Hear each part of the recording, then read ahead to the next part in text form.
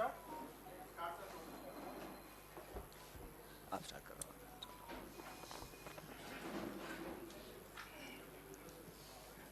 नमस्कार दोस्तों। नमस्कार दोस्तों। अरे नहीं आ रही। नमस्कार दोस्तों। हमारे बीच में कांग्रेस वर्किंग कमेटी के मेंबर और पूर्व उप मुख्यमंत्री श्री सचिन पायलट जी हैं। मैं उनको कहूँगा कि आपको संबोधित करेंगे। मैं उनका सबसे पहले स्वागत करता हूं और वो आपको संबोधित करेंगे। थैंक यू, बहुत बहुत शुक्रिया। साथियों, आज राजस्थान में जो घटनाक्रम हुआ वो आप सब ने देखा और आप सब इस बात को जानते हो कि राजस्थान में आज से 29 दिन के बाद चुनाव है विधानसभा के। विधानसभा का चुनाव घोषित हो चुका है। आचार संहिता राजस्थान में और अन्य राज्यों में लग चुकी है और आज ही के दिन भारत सरकार की जो एजेंसीज़ हैं उन्होंने जो कार्रवाई करी है जयपुर में और अन्य शहरों के अंदर, उन कार्रवाइयों की जो टाइमिंग है, जो उद्देश्य है और जो इंटेंट है वो पूर्ण रूप से संदिग्ध है। और ये मैं इसलिए कह रहा हूँ कि जो एजेंसीज भारत सरकार की हैं उनका दुरुपयोग लगातार हो रहा है, ये अब जग जाहिर हो चुका है। लेकिन चुनाव संध्या से ठीक पूर्व, ठीक इलेक्शन से पहले जिस प्रकार से एजेंसीज को राजस्थान में छोड़ा गया है, कांग्रेस पार्टी के नेताओं को भयभीत करने के लिए, आतंकित करने के लिए, देश और प्रदेश इस बात को बहुत गंभीरता से देख रहे हैं। कांग्रेस पार्टी करप्शन के खिलाफ है, भ्रष्टाचार के खिलाफ है।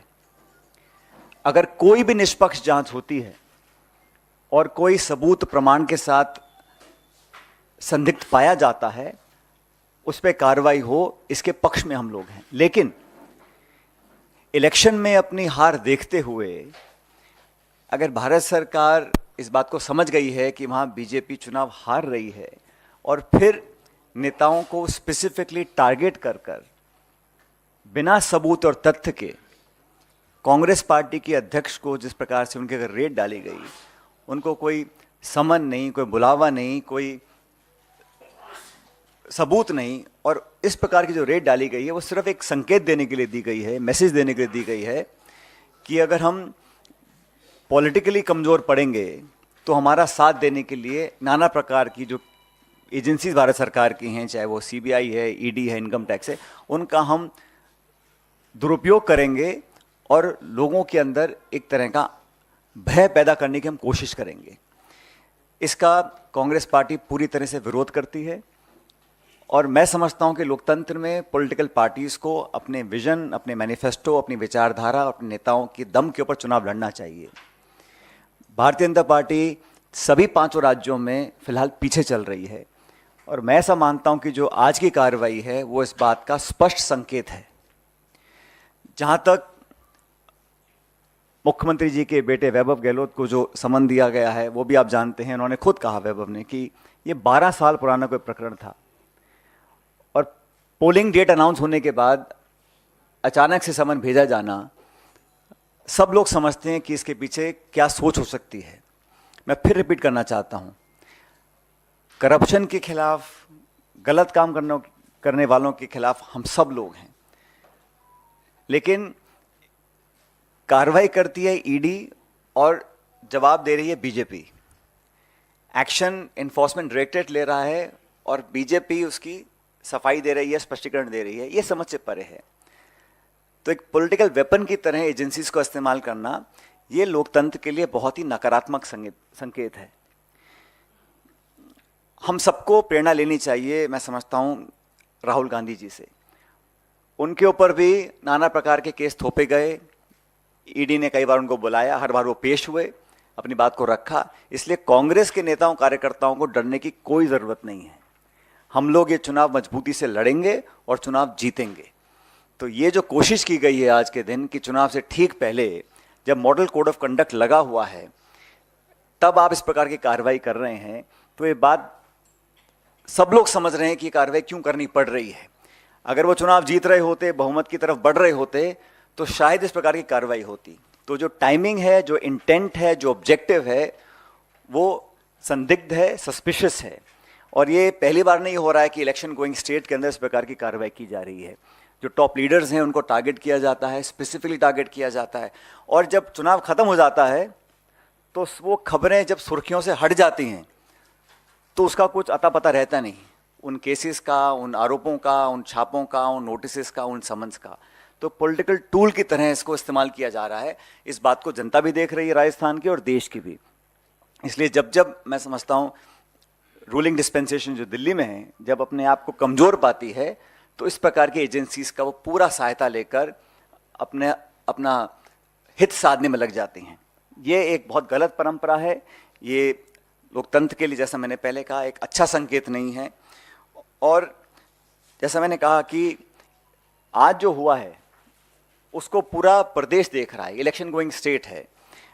राजस्थान के अंदर जब जब करप्शन के इश्यूज आए उस पर कार्रवाई करने की मांग पहले भी होती, आज भी होती आई है।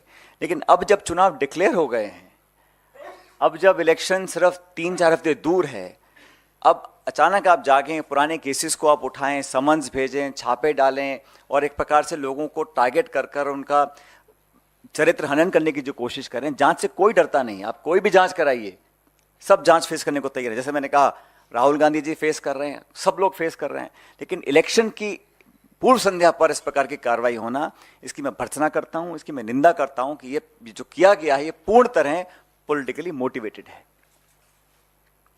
आप लोगों के कोई सवाल हैं तो मैं जवाब दे सकता हूं।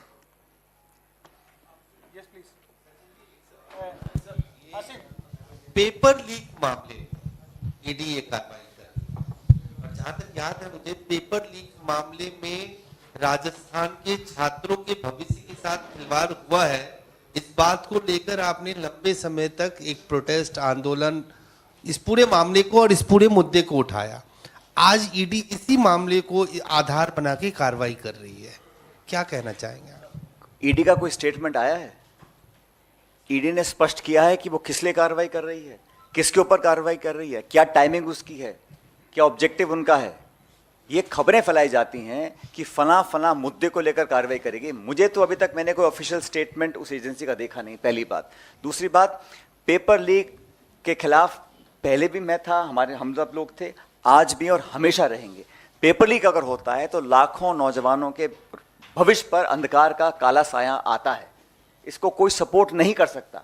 लेकिन मुझे खुशी है जब इस मुद्दे को हमने उठाया था, एआईसीसी ने इसका संज्ञान लिया था और हमारी सरकार ने विधानसभा में एक कानून पारित किया जहां पेपर लीक में अगर कोई पकड़ा जाएगा उस पर उम्र कैद का प्रावधान देश में कहीं नहीं है।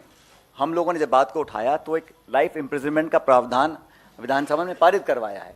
तो हम गंभीर हैं कि पेपर लीक जैसे इशू पर हम कार्रवाई करवाएंगे। लेकिन अभी तक जो कार्रवाई हुई है ये सिर्फ कांग्रेस अध्यक्ष हो या कोई मुख्यमंत्री हो या कोई बड़ा नेता हो उस पर की जा रही है। ये पेपर लीक से कोई लेना मुझे लगता नहीं है। वो तो एक खबर चल रही है।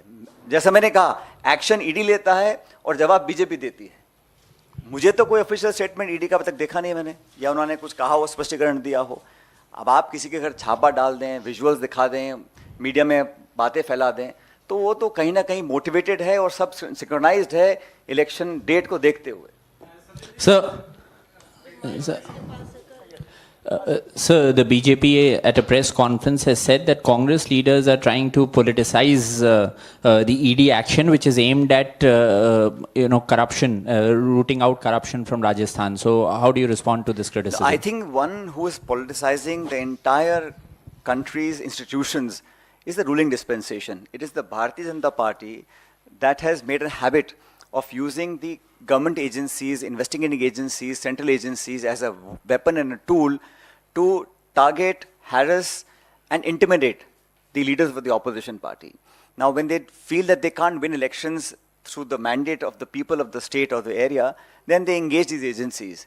Now it surprises me that when the election is 29 days away, agencies are now raiding people, giving summons, raking up old cases. Like I said, the Chief Minister's son has also clarified that the case that they're mentioning, some Mauritius company, whatever.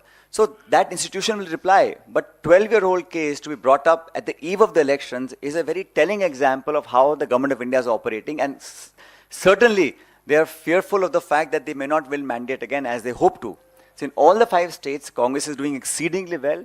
And I'm happy to report that all these intimidating tactics will not work. And I keep saying we must take inspiration from Mr. Rahul Gandhi, who has faced all these challenges. So there's nothing for the Congress leaders to fear or to feel intimidated, because this is it's a storybook play out that elections will be announced. When you feel that you're weak politically, you try and intimidate leaders of the Congress and others, and that is exactly what has happened. So in fact, it is an open secret now, and I think anybody who knows Indian politics understands that this is being done purely because elections are now around the corner, and the BJP is significantly weaker than it thought it is, and the reality is hit hard, and that is why such actions are being taken. Sir मेरा सवाल ये है कि आज गजेंद्र सिंह शेखावत ने press conference की, उन्होंने कहा कि लगातार गहलोत सरकार और आपकी सरकार जो है वो करप्शन का मामला उठाती आई है। जब आज उन्हीं पे जांच हो रही है तो आपकी सरकार डरी हुई है, आपके मंत्री डरे हुए हैं, इसीलिए आप इस तरह का विरोध कर रहे हैं। तो आपकी क्या प्रतिक्रिया है? भारत सरकार 5 साल से सो रही थी। भारत सरकार को 4 साल 11 महीने तक कभी संज्ञान में नहीं लिया, कभी उनको याद नहीं आई, कभी कार्रवाई की सोची नहीं। जब चुनाव घोषित हो गए, आचार संहिता लागू हो गई है, चुनाव मतदान की तारीख सामने आ गई है, तब जाके आप कह रहे हैं हम एक्शन ले रहे हैं। बिना प्रमाण के लोगों को आतंकित करना, ये तो एक तरह का जंगल राज हो जाएगा ना। आप सबूत नहीं है, प्रमाण नहीं है, आप लोगों के घरों पर छापा डालेंगे, उनको डराने धमकाने की कोशिश करेंगे इस आड़ में कि हम करप्शन के खिलाफ कार्रवाई कर रहे हैं। ये शुद्ध रूप से राजनीति से प्रेरित है।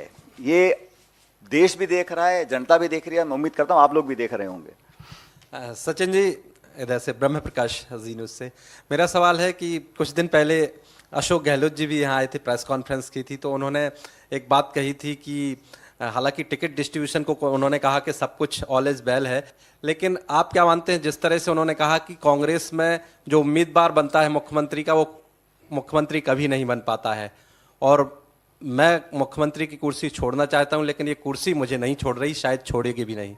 आपकी प्रतिक्रिया? इस पे प्रतिक्रिया देने वाली बात क्या है? उन्होंने जो बोला वो उनके बहुत दशकों का अनुभव है, अनुभव के आधार पे बोला होगा। और मैं तो समझता हूं कि हम सबका अभी सामूहिक ध्येय यही है कि हम एकजुटता से चुनाव लड़ें, कांग्रेस पार्टी चुनाव जीते, और जीतने के बाद जो हमारे विधायक जीत कर आएंगे उनकी राय के साथ एआईसीसी की जो लीडरशिप है वो चर्चा करेंगे, और जो भी निर्णय लिया जाएगा वो सबको स्वीकार होगा। और ये बात मैं राजस्थान की नहीं बोल रहा हूँ, ये तमाम प्रदेशों में ऐतिहासिक रूप से कांग्रेस पार्टी की यही परिपाटी रही है कांग्रेस की, और ये कन्वेंशन रहा है कि चुनाव बहुमत प्राप्त करने के पश्चात सभी विधायक बैठते हैं। विधायक दल का नेता चुनने का जो काम है वो एक प्रक्रिया के तहत होता है, और आला कमान और नेता जो हमारे विधानसभा के जीत के आते हैं वो तय करते हैं कि कौन नेतृत्व करेगा। तो उन्होंने जो बोला बिल्कुल ठीक बोला।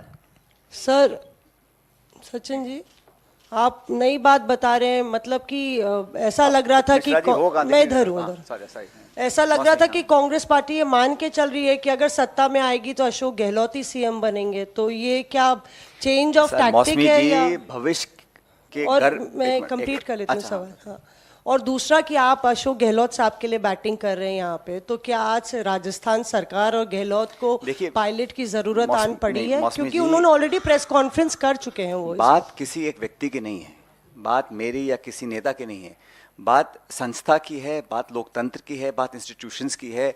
और जिस प्रकार का अब एक नॉर्मल बन गया है कि इस प्रकार की कार्रवाई होगी, 2-4 लोग चिल्लाएंगे, चीखेंगे और फिर उसको भूल जाएंगे, ये मैं समझता हूँ लॉन्ग टर्म के लिए, डेमोक्रेसी के लिए, हमारे जो इंस्टीट्यूशंस हैं उसके लिए सही नहीं है। मैं ये एक दल, एक नेता, एक घटनाक्रम के बारे में नहीं बोल रहा हूँ, मैं जनरली बताना चाहता हूँ कि ये परिपाटी अभी पड़ी है पिछले 5-7 सालों में, ऐसे पहले नहीं था। ऐसा नहीं था कि संस्था पहले नहीं थी, ऐसा नहीं था कि पूर्ण बहुमत की सरकार पहले नहीं थी, लेकिन एक कार्रवाई जिस प्रकार हो रही है ये पहली बार हो रही है, और इसका संज्ञान हम सब लोगों को लेना पड़ेगा।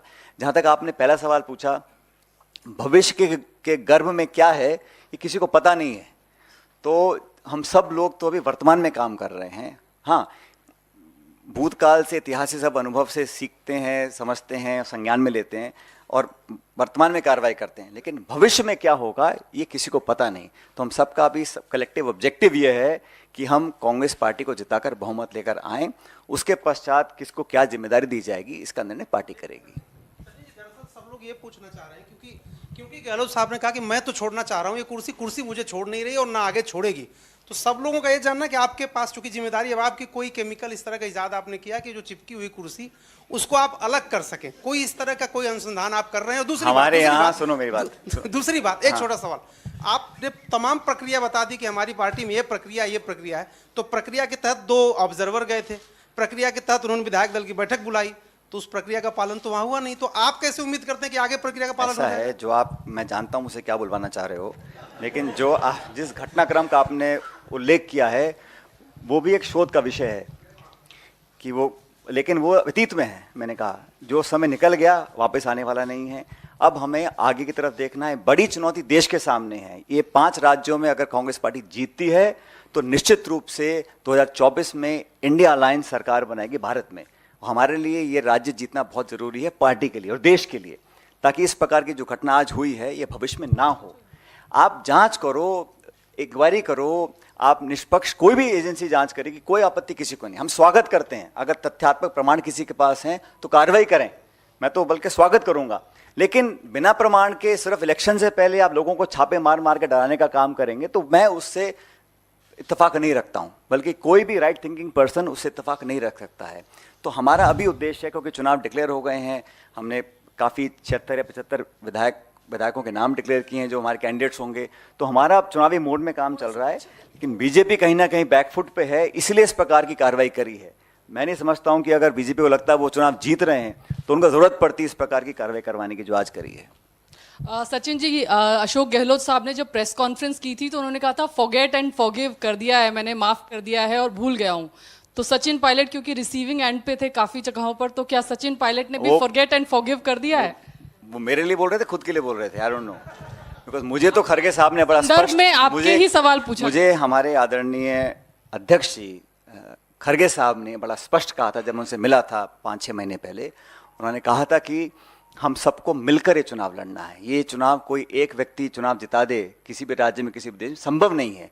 संगठन चुनाव लड़ता है, एक कलेक्टिव लीडरशिप होती है, उसमें एक अच्छा मिश्रण होता है अनुभव का, युवाओं का, प्रतिभा का, और जो लोग एक्सपीरियंस हैं या जो लोग नए आते हैं राजनीति में, उन सबको साथ लेकर की जिम्मेदारी चलने की हम सब लोगों की है। उन्होंने मुझे कहा था कि Sachin, we have to move forward, तो let's forget the past, forget whatever has happened and move forward। तो हमने तो उस लाइन पे आगे चलने का काम किया है और मैं समझता हूँ यही समय की पुकार भी है कि हमें आगे चलना चाहिए।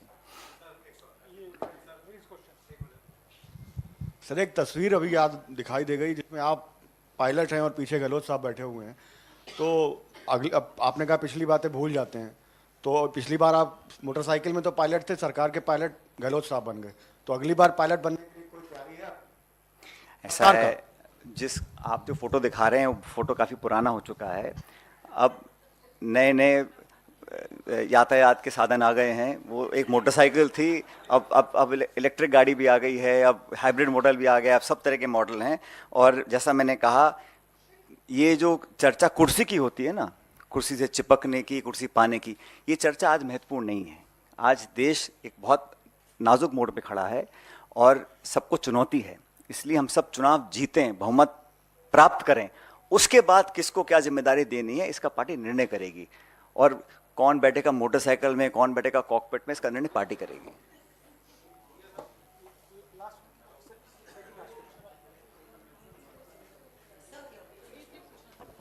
हाँ, लास्ट में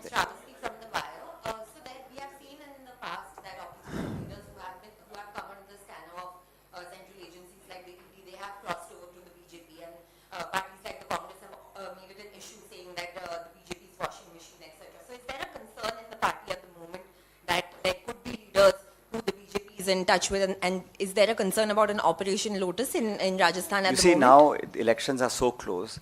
Any individual who wanted to or has to leave the political party will do or may have already done.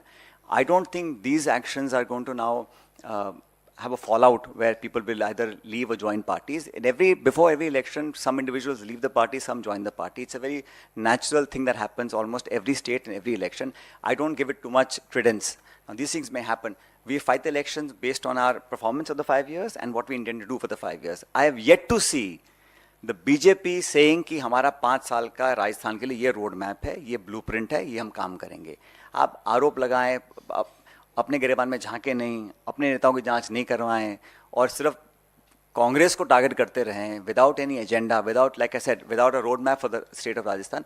How will people believe that? और 5 साल में every bi election the BJP has lost. Even today the amount of chaos that is happening, it is not for me to comment on the BJP's internal politics, but the fact of the matter is that there is a huge unrest among its own cadre.